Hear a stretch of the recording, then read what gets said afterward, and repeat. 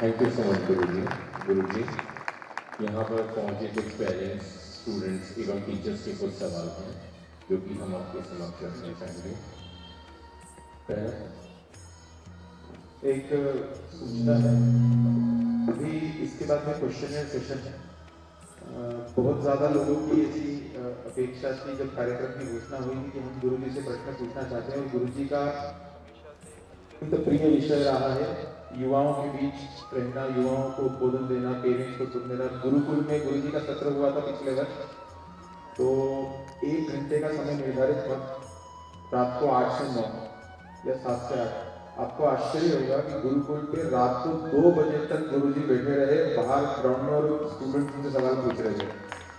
और परिचय गुरुजी का जो मुझे कहा गया था, मुझे चूंकि अब वो आध्यात्मिक इसमें ही अब थोड़ा रंग है, अदरवाइज आपको शायद परिचय में होगा कि गुरुजी ने बायो मैथ्स, जितना मुझे उस दिन पता पड़ा था, गुरुजी का इस तरह की कमी नहीं, क्षमा करिएगा, बायो और मैथ्स दोनों लेके दोनों में 95% से ऊपर स्कोर करके कैट में साइंटिस्ट थे गुरुजी।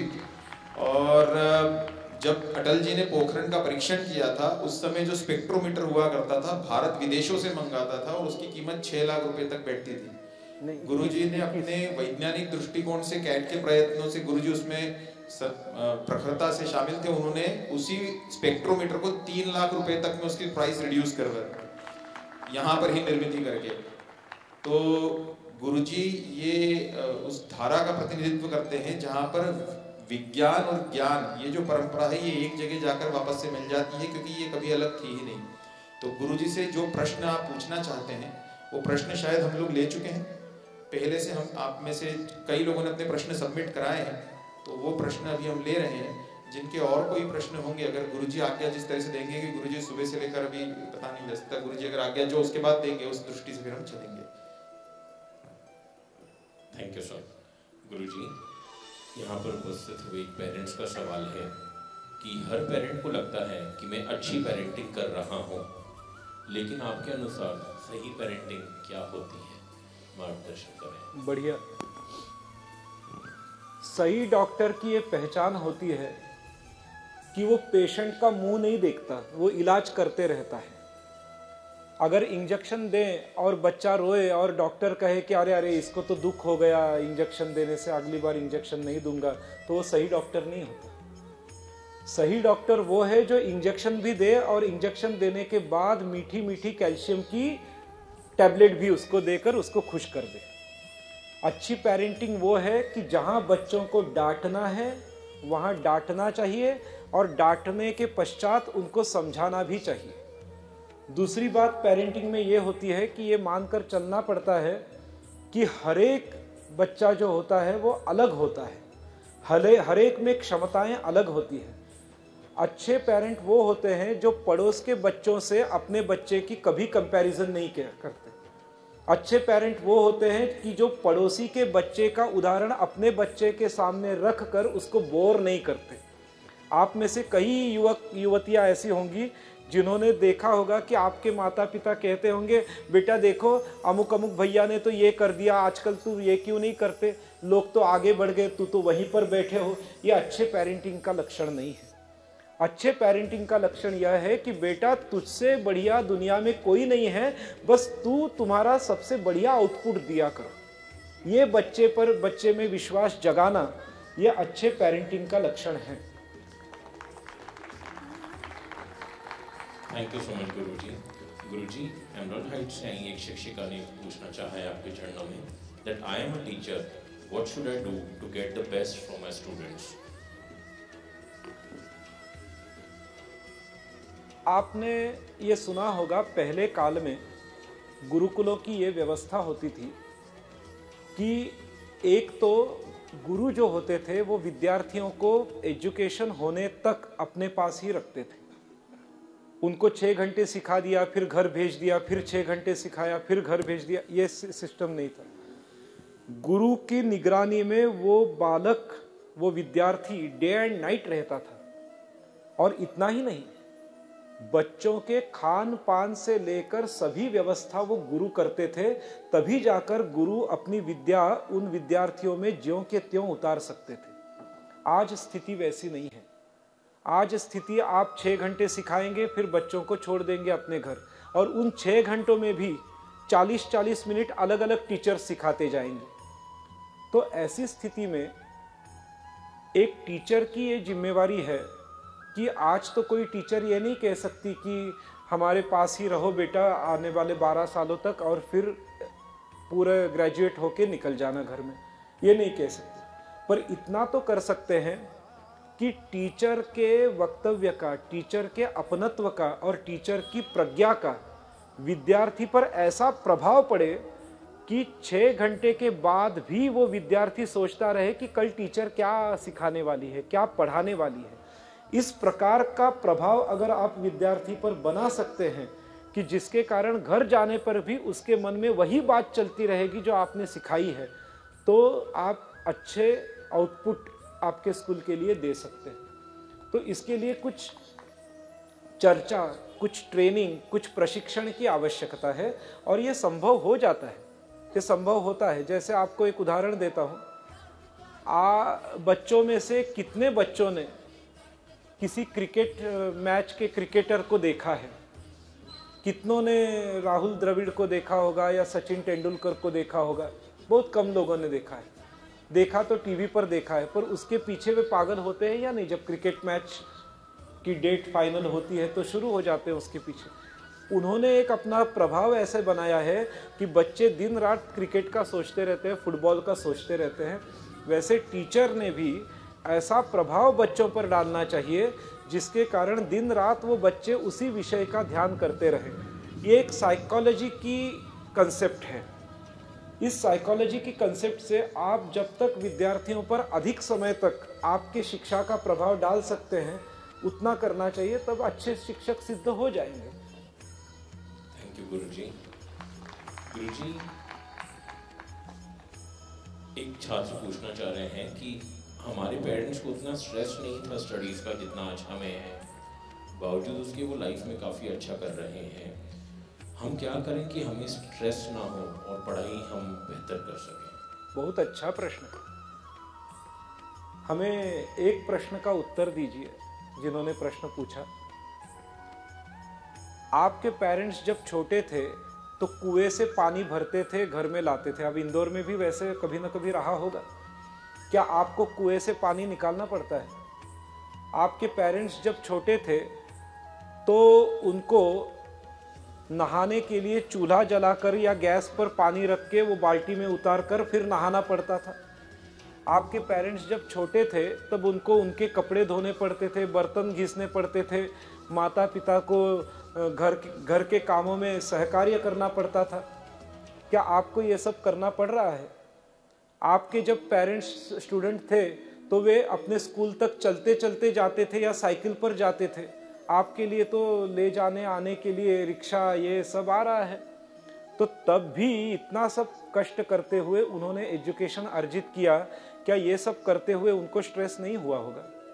उनको भी इन सब चीज़ों का स्ट्रेस तो आया ही होगा, शारीरिक या मानसिक। ऐसी बात नहीं है कि आपको स्ट्रेस अधिक है। स्ट्रेस तो हर एक ज़माने में हर एक को होता है, केवल स्ट्रेस का प्रकार थोड़ा सा भिन्न होता है। स्ट्रेस तो उतना ही होता है। अगर आप कहो कि नहीं आजकल तो ठंड बहुत बढ़ गई है इसलिए हमसे पढ़ाई नहीं होती, अरे आपके माता पिता के समय भी तो इतनी ठंड थी। तो स्ट्रेस और दुख जो है वो हर ज़माने में उतना ही होता है, केवल उनका स्वरूप बदल जाता है। तो हमको ये जानना चाहिए कि हमारे युग में ये स्ट्रेस की चीज़ें हैं, हमको उसको झेलते हुए आगे बढ़ना है। उनके ज़माने में वो स्ट्रेस की चीज, पहले ज़माने में हमको याद है हमारी माता कहती थी कि हम स्कूल में जाते थे, चल के जाते थे, चल के आते थे, बहुत समय निकल जाता था, उसी में समय व्यतीत हो जाता था, बस चल के जाने आने में ही समय निकल जाता था। आजकल तो वैसे नहीं है, आजकल हम निकले तुरंत स्कूल में पहुंच गए। तो ये सब बातें हैं, हर एक ज़माने में हर एक जनरेशन को कुछ न कुछ स्ट्रेस होते ही हैं, केवल स्ट्रेस का प्रकार बदला है।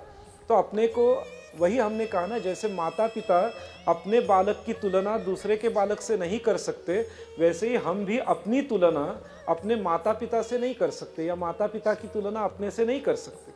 हमें ये देखना चाहिए हॉरिजॉन्टली, क्या सभी युवकों को यही स्ट्रेस है? हाँ, सबको ये है, तो मुझे कोई अलग बात नहीं है, ये समझकर उसमें से रास्ता निकाल के आगे बढ़ना चाहिए।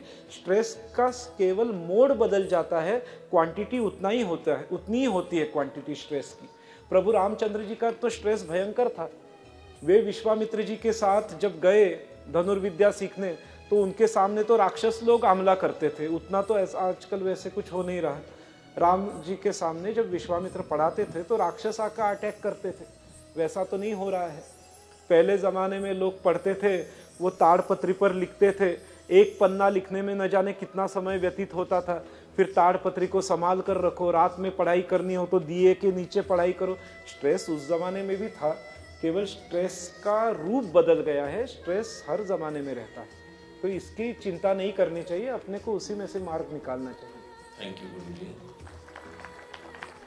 गुरुजी, अगला सवाल मल्टीपल पेरेंट्स ने पूछा है कि आज के समय में रेगुलर एजुकेशन को छोड़ नहीं सकते, तो क्या रेगुलर स्टडीज के साथ भी वेदों की पढ़ाई कराई जा सकती है? हम आपके सामने बैठे हैं, तराणेकर जी महाराज आपके सामने बैठे हैं, ना उन्होंने रेगुलर एजुकेशन छोड़ा ना हमने रेगुलर एजुकेशन छोड़ा। वे तो पीएचडी हैं, मैं तो एमएससी हूँ, पर रेगुलर एजुकेशन को करते करते हम वेदों की, अपने शास्त्र की, अपने परंपरागत व्यवसाय की भी पढ़ाई कर सकते हैं। हमें बड़ा अभिमान महसूस होता है जब हम विशेषता मारवाड़ी युवकों को देखते हैं। मारवाड़ी युवकों की ये विशेषता है कि वे रेगुलर एजुकेशन भी लेते हैं और उनके व्यापार और व्यवसाय का भी पैरेलल एजुकेशन लेते रहते हैं। उसी प्रकार आप देखिए, भारत के बाहर कुछ टेररिस्ट लोग हैं, वे रेगुलर एजुकेशन लेते हैं और बम फोड़ने का भी एजुकेशन लेते हैं, कि नहीं? तो रेगुलर एजुकेशन के साथ आप अपने ट्रेडिशनल एजुकेशन को लेकर चल सकते हैं। केवल उसके लिए एक आवश्यकता है, आपके मन में एक ध्येय होना चाहिए, निष्ठा होनी चाहिए, श्रद्धा होनी चाहिए और गुरु का मार्गदर्शन और गुरु का आशीर्वाद होना चाहिए, तब ये संभव हो पाता है। थैंक यू गुरुजी। गुरुजी, सोनम सचदेव की माताजी सवाल आपके चरणों में रखना चाहेंगी कि हम अपने बच्चों को घर में तो शिक्षा दे देते हैं, लेकिन वो जब दूसरे बच्चों से बाहर जाके इंटरेक्शन करते हैं, वहाँ से कुछ ऐसी चीज़ें सीख के घर वापस आते हैं जो उन्हें अवॉइड करना चाहते हैं या अवॉइड करनी चाहिए, तो इस सिचुएशन से वो कैसे डील करें? बहुत महत्वपूर्ण चीज़ है। ऐसा ही प्रकरण श्रीमद् भागवत में आता है। शंडामर्क नाम के दैत्यों के गुरु थे, उनकी पाठशाला में प्रहलाद जी जाते थे। वहां तो उसी ढंग का राक्षस टाइप का ट्रेनिंग हुआ करता था, परंतु प्रहलाद बचे रहे, भक्त प्रहलाद बचे रहे, क्योंकि उनकी माता का ध्यान उन पर था। स्कूल भेजने से पहले ही ऐसे संस्कार उनकी माता ने और नारद मुनि ने देकर रखे थे कि चाहे जितना शंडामर्क प्रयत्न करे, वो दुष्ट विद्या लेकर आते ही नहीं थे। तो एक चीज होती है सज्जनों, आपको आपके बच्चे तो ये बताएंगे नहीं कि वो बाहर जाकर क्या गलत सीख कर आया है, परंतु आपको ही ये विद्या डेवलप करनी होगी कि बालक का मुख देखकर ही आपको पहचान जाना चाहिए आज ये क्या सीख कर आया है। उसके लिए थोड़ी सी साइकोलॉजी का अध्ययन करना पड़ेगा। साइकोलॉजी का जब आप अध्ययन करते हैं, बच्चे के बोलने में शब्द जब बदलने लगते हैं, तो आप शब्द से ही पकड़ सकते हैं कि आज ये क्या सीख कर आया है। उसके शब्दों के बदलाव से, उसके बोलचाल के, उसके बॉडी लैंग्वेज से। तो इसके लिए ऐसा सीधा कोई मार्ग नहीं है कि आप बच्चे से पूछो, बच्चा बेटे आज कुछ गलत तो नहीं सीख कर आए, वो कहेगा नहीं, मैं तो एकदम सीधा साधा भोला भाला हूँ। वो नहीं कहेगा कभी कि मैं गलत सीख कर आया हूँ। वो तो आपको उसका मुख देखकर ही पता करना पड़ेगा कि ये आज क्या सीख कर आया है। तो उसके लिए थोड़ा पेरेंट्स लोगों ने साइकोलॉजी का अध्ययन करना चाहिए। इग्नू आपने सुना होगा, Indira Gandhi national open university, उसकी वेबसाइट है, उसमें हिंदी और अंग्रेजी भाषा में पेरेंटिंग और चाइल्ड डेवलपमेंट के साइकोलॉजी के संबंध में कुछ पीडीएफ फाइल्स, बुक्स हैं। उन बुक्स को आप पढ़ लीजिए, तो आप धीरे धीरे जानने लगेंगे कि बेटा या बेटी आज क्या पढ़कर आए हैं, क्या सीख कर आए हैं, अपने मित्रों से और या सहेलियों से क्या सीख कर आए हैं। और एक बार आपको पता चले तो जैसे हम घर में आने पर पैर हाथ मुंह धो देते हैं, उसी प्रकार बच्चों के विचारों का भी मार्जन करने का एक टेक्निक डेवलप कर लीजिए। उसके लिए इग्नो के बुक्स पढ़िए आप, वो एक बहुत अच्छे बुक्स हैं। थैंक यू गुरुजी। गुरुजी, श्रीमती तापड़िया आपसे पूछना चाहेंगी कि बच्चों को गुस्सा जल्दी आता है तो क्या करें कि उनके लिए एंगर मैनेजमेंट को लेके कुछ मार्गदर्शन प्रोवाइड करें प्लीज। जैसे हमने पहले कहा कि जो हम उनसे चाहते हैं वो सबसे पहले अपने ऊपर लागू होता है। तो छोटी छोटी चीज़ों पर हम अगर गुस्सा होते हैं अपने एज के लोगों से, तो अपना बच्चा भी वैसे ही होने वाला है। गुस्सा दूर करने के लिए अभिभावक के मन में उस विषय के प्रति महत्व बुद्धि निर्माण करनी चाहिए। कल हमें किसी ने पूछा कि मुझे गुस्सा बहुत आता है, लोगों से मेरी अनबन हो जाती है, क्या करना चाहिए। हमने कहा जब अनबन बने तब उस व्यक्ति का गुण देखना प्रारंभ कर दो, अनबन निकल जाएगी। आप दोष देखोगे तो अनबन बनेगी, गुण देखोगे तो अनबन निकल जाएगी। उसी प्रकार जब कोई बेटा गुस्सा करने लगता है तो गुस्सा उसका थमने दीजिए। थमने के बाद उसे समझाइए कि बेटा ये मैंने इसलिए कहा था कि इस कारण ये होगा। वो कहने का भी एक टाइम होता है, एक समय होता है। बच्चा पढ़ने के लिए बैठा है तब जाकर कहेंगे आप कि बेटा तभी तो तुम गुस्सा हो गए, पर मैं ये कहना चाहती थी, वो कहना चाहता था, तो बच्चा नहीं मानेगा। उसका जब मन बड़ा भावुक होता है उसी समय उसको वो कहना चाहिए। कभी कभी बालक बालिका टेंशन में आ जाते हैं तो उनको थोड़ा टेंशन से दूर करने के लिए 2-4 अच्छे शब्द कहिए। उसके बाद वो उस मोड में आ जाते हैं कि अभी वो समय है जब आप जो कहेंगे वो ग्रास्प कर लेगा। उस समय को पकड़ने की कला आप में अगर आती है तो आप उस पर्टिकुलर समय में आप जो भी उसको उपदेश दे देंगे वो ग्रहण कर लेगा। एक समय होता है पकड़ में ज्ञान लेने का, एक समय होता है। जैसे देखिए, अगर हम रोज पढ़ाई करते हैं ना तो अपने को लगता है कि हमारी पढ़ाई हुई नहीं है, पर परीक्षा के एक दिन पढ़ना प्रारंभ कर दो, सभी कंप्लीट हो जाती है पढ़ाई फटाफट। वो एक ब्रेन उस मोड में चला जाता है कि अब पूरे दिन भर में 10 घंटे में पूरा ज्ञान लेना है, तो वो रिसेप्टिव बन जाता है। उसी प्रकार भावना के बल पर आकर जब बच्चे का दिल और दिमाग, मन और बुद्धि उस मोड में आ जाती है कि वो आप कहेंगे वही ग्रहण कर लेगा। उस मोड पर आने पर तुरंत उसको जो आपको कहना था वो उसी समय कह देना चाहिए। उससे बच्चों की चिड़चिड़ाहट, उनका क्रोध, इस पर अपने आप नियंत्रण आ जाता है। बात यही है कि जब लोहा गर्म होता है तभी उस पर संस्कार किया जा सकता है। तो जीवन में सवेरे से लेकर शाम तक अपने मन और बुद्धि का मोड एक जैसा नहीं होता, अलग अलग बढ़ता उतरता, चढ़ता उतरता रहता है। वो एक नाजुक मोड आपको चुनना पड़ेगा और उस मोड में आप उस बच्चे को बता सकते हैं कि भाई तुम उस दिन जो क्रोध किए ना वो इस कारण से गलत था, ऐसा मत किया करो। तो वो उसके दिमाग में बात बैठ जाती है। वो नाजुक दिल की, दिमाग की जो सिचुएशन होती है, रिसेप्टिव सिचुएशन, वो टाइम को पकड़ने की एक कला आनी चाहिए। उसके लिए फिर से हम कहते हैं इग्नू के बुक्स पढ़िए। इग्नू के बुक्स में ये सब दिया हुआ है कि आप कैसे कैसे क्या कर सकते हैं। पेरेंटिंग और एजुकेशन के विभाग में जाइए इग्नू के वेबसाइट में और वहाँ की PDF फाइल्स पढ़िए। हिंदी में भी है, अंग्रेजी में भी है, बहुत अच्छी है। थैंक यू गुरुजी। विद्या गुरुजी, 4 वर्षीय बालक रामांश का एक बहुत ही मासूम सा सवाल है कि अगर भोजन में भगवान जी होते हैं तो हम उसे खाते क्यों हैं? उसे अगर भोजन में भगवान होते हैं तो हम उस भोजन को खाते क्यों हैं? 4 वर्षीय बालक ने पूछा है। बहुत अच्छा प्रश्न है। भोजन में भगवान है, हम में भी भगवान है, तो भगवान का आस्वाद ले रहा है। समझे? भोजन में भगवान है, हम में भी भगवान है, तो भोजन में बैठा हुआ भगवान अपने हृदय में बैठे हुए भगवान से मिलने जा रहा है। बस उत्तर। थैंक यू गुरुजी।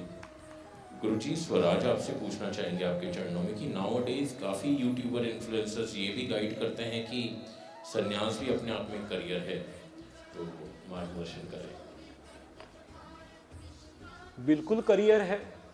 सन्यासी का करियर ही यह है कि वो उपदेश करता रहे, निरंतर उपदेश करता रहे, परंतु ये अनपेड करियर है। इसमें कोई पेंशन नहीं है, इसमें कोई इंश्योरेंस नहीं है, इसमें कोई क्या कहते हैं इंक्रीमेंट, प्रमोशन, ये सब कुछ नहीं होता। ये भी एक करियर भगवान ने दिया हुआ है उपदेश के लिए। परंतु जो लोग सन्यास को मनी ओरिएंटेड करियर बनाते हैं, सन्यासी विथ फेरारी वगैरह एक्सेट्रा एक्सेट्रा, तो ये तो गड़बड़ हो जाती है। आजकल भागवत में भी लिखा है, श्रीमद् भागवत में, कि कलयुग में ऐसे सन्यासी हो जाएंगे कि जो सन्यास तो लेंगे परंतु पैसा कमाते रहेंगे, करियर बनाकर घूमेंगे, तो वो तो गलत है। परंतु हाँ, सन्यास भी एजुकेशन देने का, जीवन जीना सिखाने के लिए एक करियर ही है, परंतु अनपेड करियर है, वो कर्तव्य का करियर है।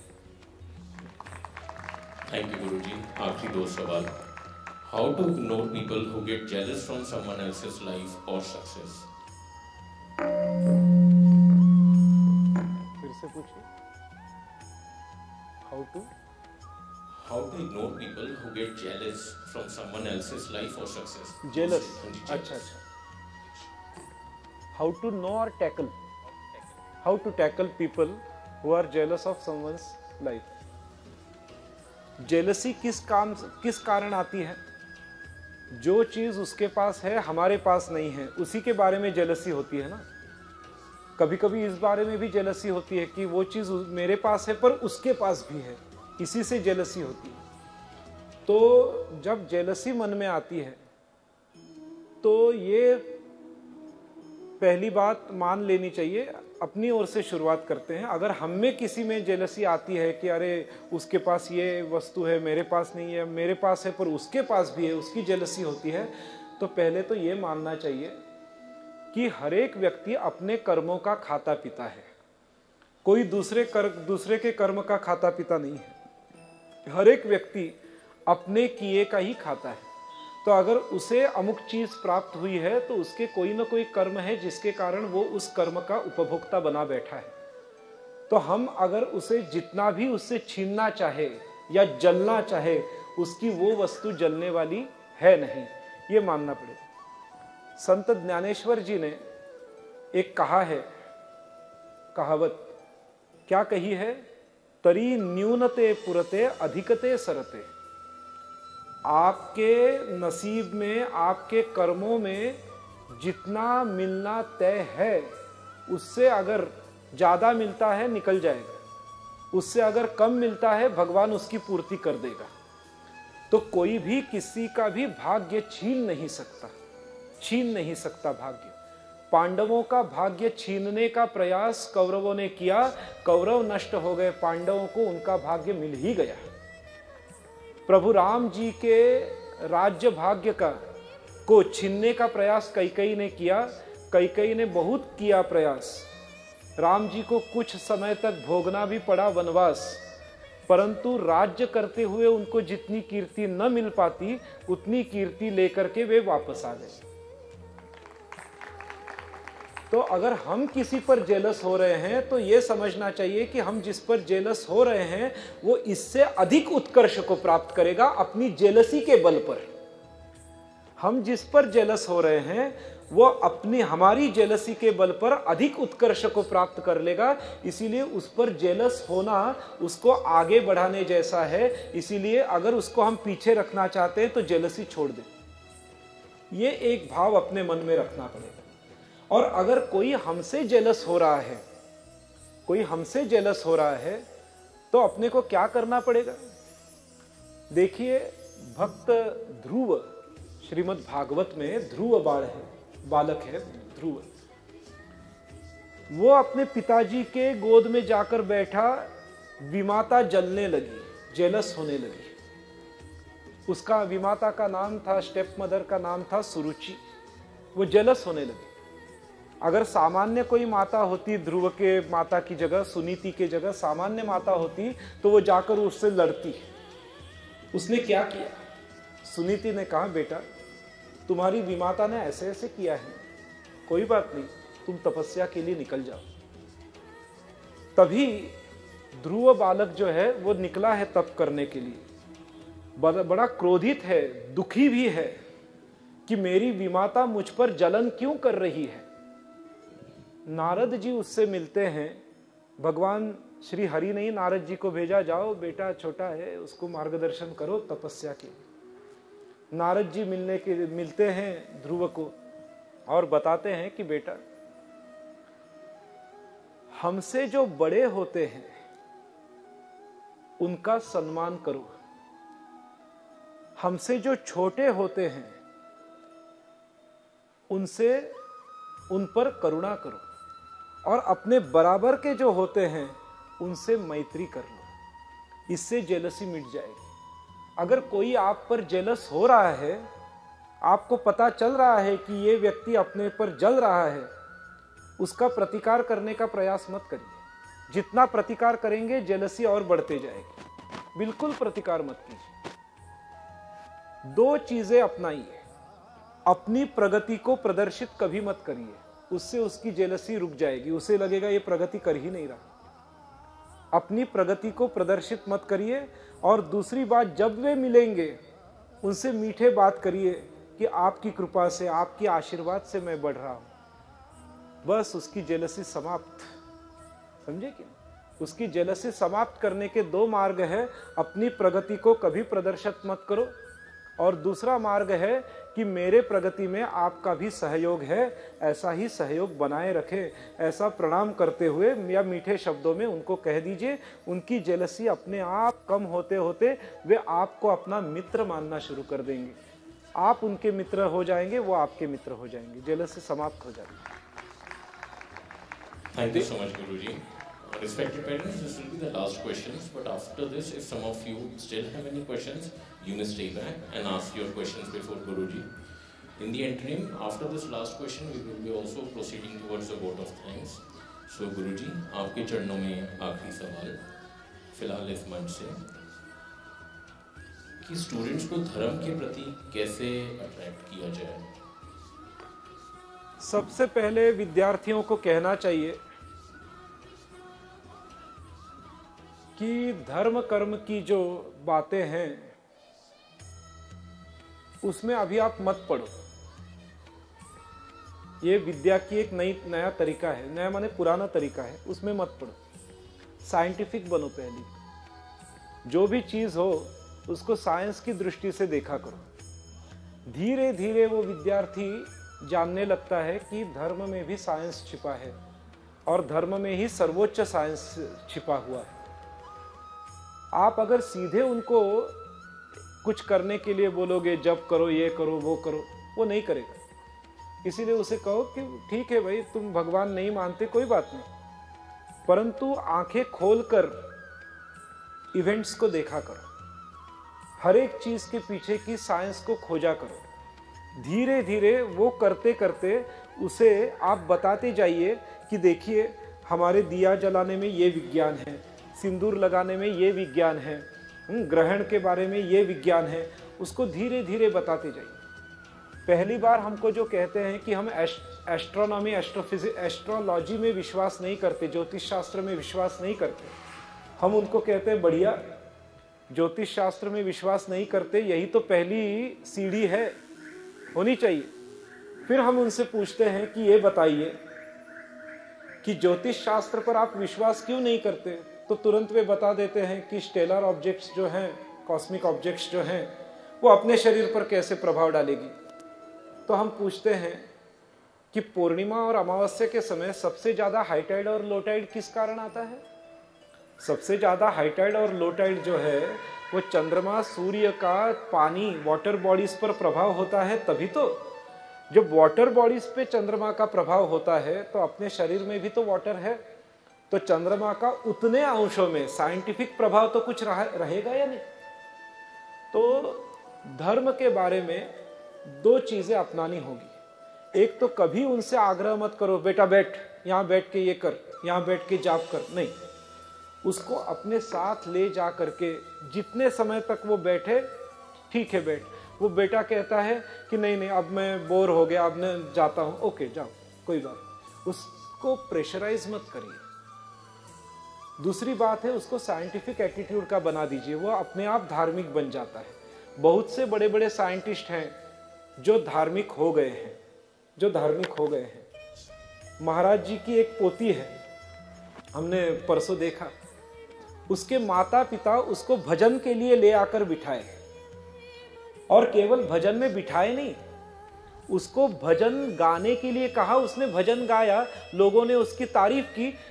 तारीफ करने से क्या हुआ, वो आह्लादित हुई, उसको लगा कि अरे भजन में जाने से कोई मुझे तारीफ कर रहा है, उसमें एक प्रेरणा आ गई। अब वो धीरे धीरे भजन में रमेगी धीरे धीरे।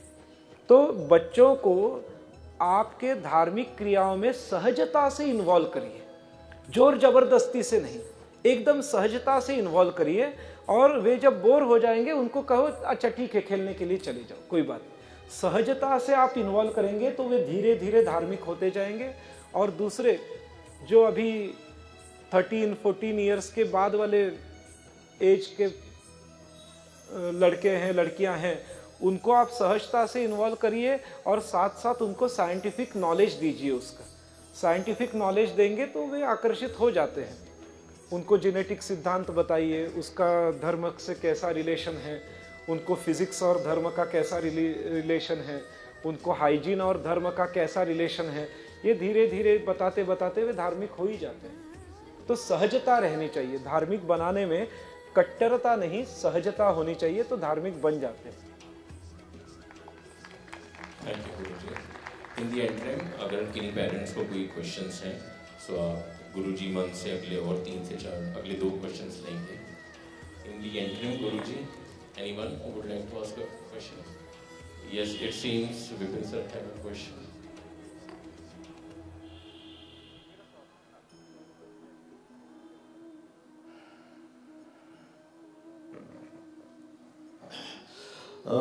आचार्य जी नमस्कार। मेरा ये प्रश्न था आपसे कि बच्चे कभी कभी कॉन्फिडेंस अपना बहुत लूज कर देते हैं, उनकी जो शक्ति है, वो जो भी उसका मतलब विश्वास है, कॉन्फिडेंस लूज हो जाता है कभी कभी। तो उसके लिए क्या करना चाहिए, मतलब क्या करें उसके लिए? मतलब पढ़ाई के विशेष में भी हो सकता है, मतलब उनकी रुचि किसमें है, क्या आपका मार्गदर्शन? जरासंध के साथ युद्ध करते समय भीम जी का कॉन्फिडेंस भी लूज हो गया था। भीम जी इस कगार पर आ गए थे कि अब तो जरासंध से मैं लड़ नहीं सकता, मैं तो हार जाऊंगा। श्री कृष्ण ने भीम जी को ये याद दिलाया कि अरे भीम, क्या तुम सामान्य योद्धा हो? तुम तो वायु के पुत्र हो, तुम हार कैसे सकते हो जरासंध से? अपने आत्म गौरव का ध्यान दिलाने के बाद भीम के बाहुओं में वो बल आ गया जिससे भीम लड़ने के लिए तैयार हो गया फिर से, और उसने जरासंध को हरा दिया। तो मनुष्य के स्वयं के आत्म गौरव को जगाने पर कॉन्फिडेंस पुनः गेन हो जाता है। जैसे मान लीजिए कोई बालक पढ़ाई के बारे में टेंशन लेता है और कॉन्फिडेंस छोड़ देता है, तो उसको आपको ये बताना पड़ेगा कि भाई तुम इस कुल के हो, इस कुल के लोग ऐसे ऐसे ऐसे ऐसे काम किए हैं, तुम क्यों नहीं कर पाओगे? अगर हम बच्चों को यही कहोगे कि भाई डार्विन का सिद्धांत सही है, हम बंदर से बने हैं, तो उसका कॉन्फिडेंस तो जाना तय है। हमको बताना पड़ेगा भाई तुम ऋषि मुनि की संतान हो, छोटे से इलेक्ट्रोडायनेमिक्स के पेपर से क्यों डर रहे हो, या साइंस के पेपर से क्यों डर रहे हो? हम तो उस कुल के हैं, हम उस भारत देश के हैं जहां पर एक समय में आर्यभट्ट, चाणक्य और ब्रह्मगुप्त इत्यादि बड़े बड़े, भास्कराचार्य इत्यादि बड़े बड़े लोग हुए हैं। उस धरती के हम हैं। जो भोजन उन्होंने खाया है वही भोजन हम इस देश का खा रहे हैं। जिस पानी का पान करके वे बुद्धिमान बन गए, उसी नर्मदा जी का पानी तुम पी रहे हो, क्यों कॉन्फिडेंस गवा रहे हो? उसके आत्मगौरव को जागृत करने पर कॉन्फिडेंस पुनः आ जाता है। आत्मगौरव को जागृत करना चाहिए तो कॉन्फिडेंस आ जाता है। एक कहानी बताते हैं स्वामी विवेकानंद जी ने। आज उनकी तिथि के अनुसार जन्म तिथि है विवेकानंद जी की। एक दिन ऐसा हुआ, विवेकानंद जी कहते हैं कि एक जंगल था, एक जंगल में बाघ अपने 2 शावकों के साथ, बाघिन अपने 2 शावकों के साथ जल पीने के लिए गई थी। उतने में ऐसा हुआ, शिकारी ने शिकार कर लिया बाघिन का। बाघ का एक बेटा पकड़ लिया शिकारी ने, और दूसरा बेटा भग गया। छोटा सा शावक वो जा करके भेड़ बकरी के समूह में चला गया, और भेड़ बकरी के समूह में ही वो बड़ा हो गया।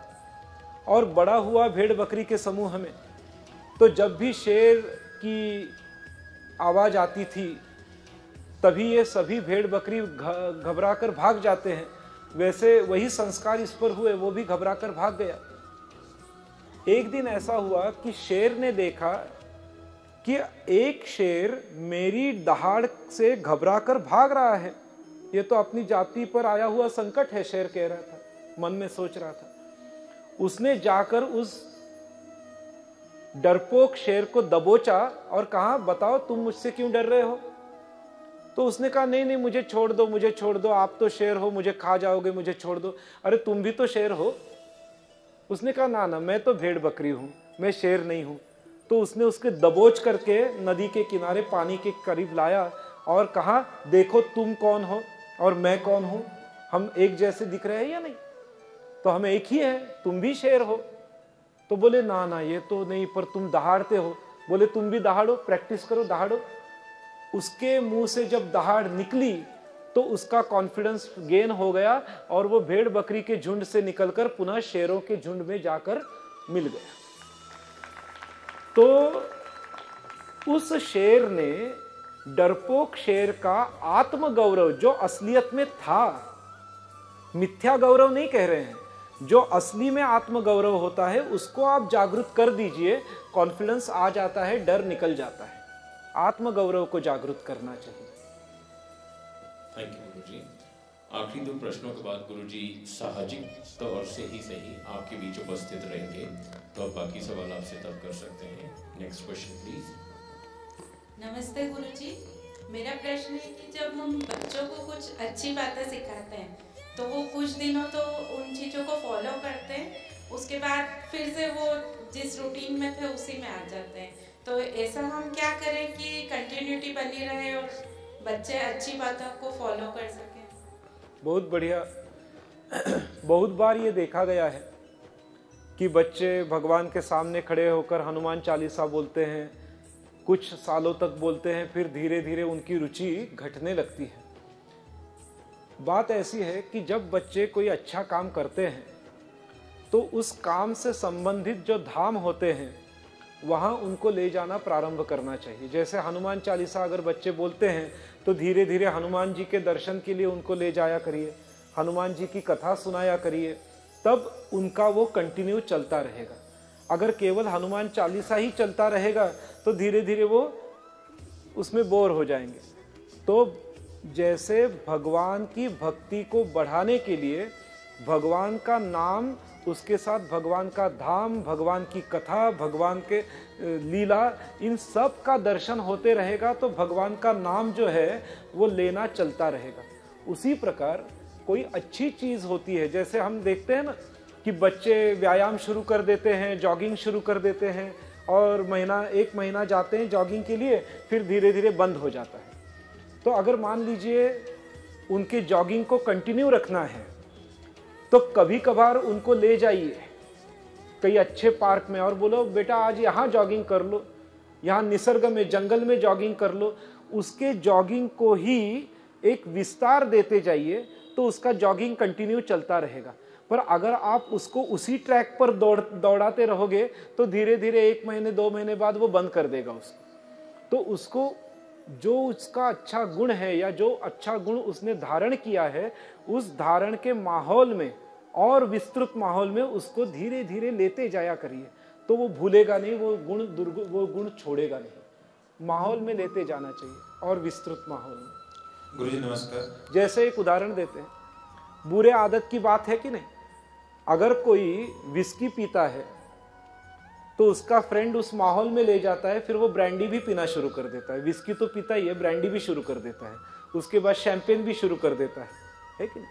तो उस माहौल में लेते जाइए धीरे धीरे, तो वो और गुण, जैसे दुर्गुण ग्रहण करता है वैसे सद्गुण भी मनुष्य ग्रहण करने लगता है। नमस्कार गुरुजी। गुरुजी, जैसे अपने शास्त्र कहते हैं कि मातृदेवो भव, पितृदेवो भव, आचार्यो देवो भव, पर फिर माँ को प्रथम गुरु क्यों कहा गया है इनमें भी, कि माँ की भूमिका इतनी महत्व रेखांकित क्यों की गई, इसका कोई विशेष कारण है? बहुत विशेष कारण है। सीधी सी बात है कि माँ तो अपने बेटे को 9 महीने तक किसी भी जानकारी के सिवा, उस माँ को पता नहीं है कि बेटा है बेटी है, सद्गुणी होगा दुर्गुणी होगा, बुद्धिवान होगा या बुद्धू होगा, कुछ जानती नहीं है। पर 9 मास तक माँ उसको अपने पेट में धारण करती है, एक बात। दूसरी बात यह है कि माँ गर्भ में रहते रहते ही बालक को कुछ सिखाती रहती है। जैसे हम देखते हैं कि अगर माँ कुछ कार्य करती है तो गर्भ वाला बालक वो कार्य अपने आप सीख जाता है।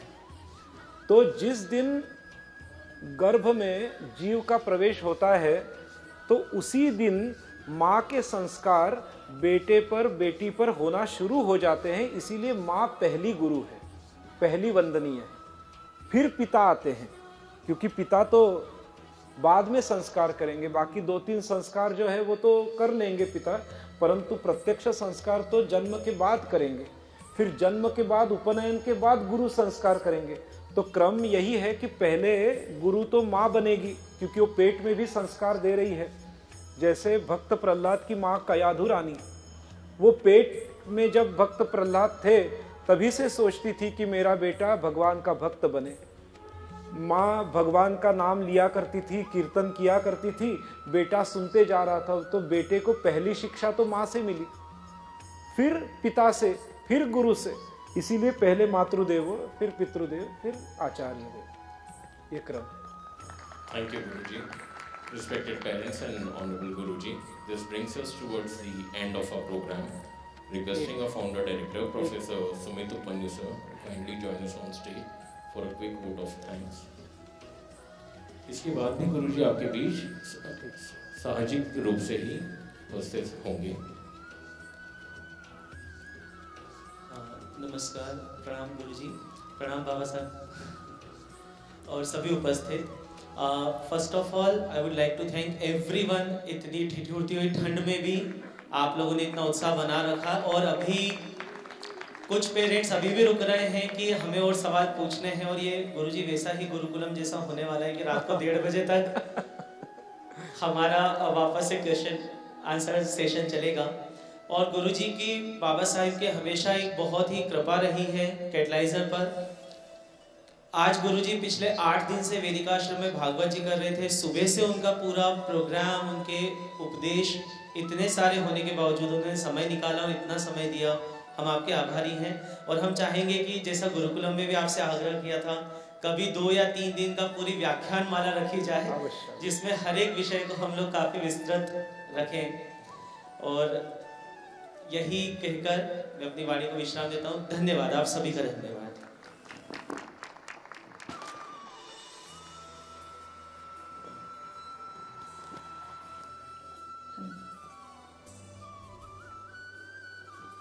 गुरुजी, हम सामाजिक रूप से हाँ, वही अच्छा रहेगा, वो ज्यादा रखा। आप में से किन्हीं के कुछ प्रश्न बचे हो, गुरुजी हमारे बीच में सामाजिक रूप से कुछ समय और उपस्थित रहेंगे। धन्यवाद, धन्यवाद सभी को। Special thanks to Baba Saheb जी तारनेकर, विद्यासागर से आए मुकुंद गोलवरकर सर, CPSS सुगंधा बेहरा जी, और भी एजुकेशनिस्ट आए थे, उनको सभी को तहे दिल से special thanks from the entire Amrit Kumbh powered by Catalyzer. Thank you so much everyone.